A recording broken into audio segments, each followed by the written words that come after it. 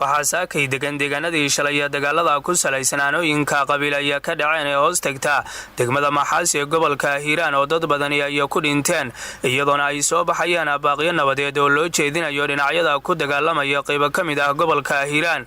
kuwaasi oo ku aadan in la joojiyo dagaalka si nabad ahna deegaanka loogu wada noolaado mas'uuliyiin ka tirsan maamulka Hirshabelle oo maalmahan ku hawlana daminta colaadaha ka jira deegaano hoos yimaada degmada Maxaas ayaa ku kala aragti duwanaaday habka loo damin karo dagaalada ka socda gobolka Hiiraan xildhibaan Geelle Isaaq waxa uu sheegay in maamulka Galmudug uu ka gaabiyay joojinta xiisadaha colaadeed ee ka dhaxaloosan labada beelood ee ku wada dagaalamaya gobolka Hiiraan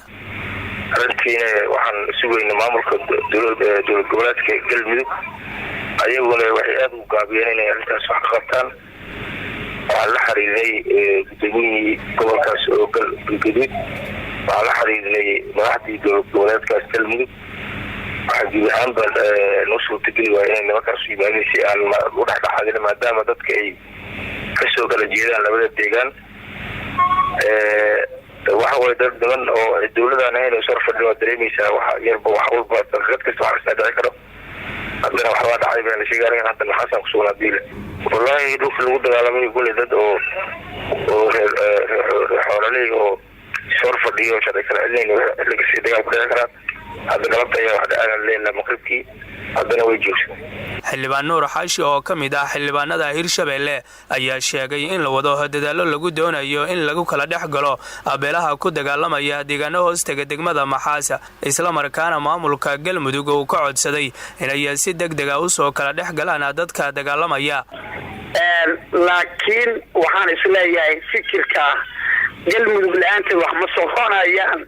waxaan hadda ilaahay inaan adigu ka soo jeedo matabaan ku sheegay adigu hadda bal qiimada adiga wariyaha Hirshabelle joogan xildhibaan ka ahay asaguna beledweyne uu ka yimid waxa uu xildhibaan ka yahay Hirshabelle waxaad ilaahay marka xaafka loo yeeraa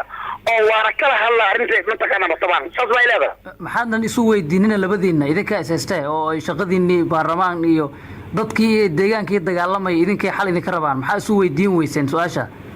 asaga waxaad weydiiyeen dadka dagaalamay waxa uu kala baxaa